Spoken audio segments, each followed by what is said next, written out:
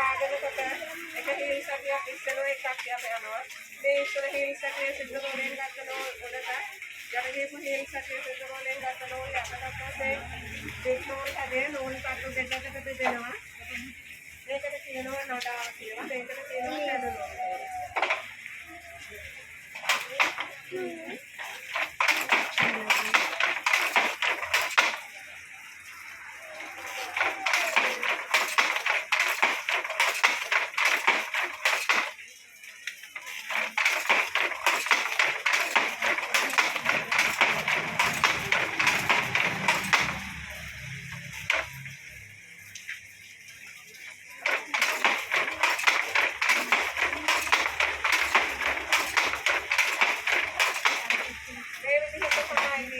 මේ විදිහට සාරි වෙච්ච සුවා කොට උර ඕනම දෙයක් තියාගන්න පුළුවන්.